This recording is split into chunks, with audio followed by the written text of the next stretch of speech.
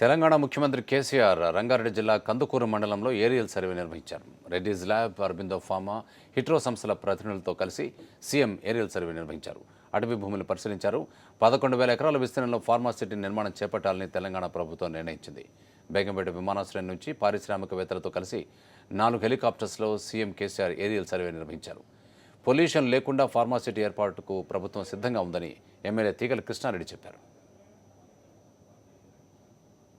ఇక్కడ ఒక మంచి ఫార్మాసిటీ, ఇంటర్నేషనల్ లెవెల్లో ఫార్మాసిటీ అంతా కూడా ఇక్కడ మన హైదరాబాద్ నగరకు సంబంధించినటువంటి రంగారెడ్డి జిల్లాలో రావాలని చెప్పి ముఖ్యమంత్రి నిర్ణయం తీసుకోవడం నేను ఆ ప్రాంత ఎమ్మెల్యేగా చాలా సంతోషపడతా ఉన్నాను.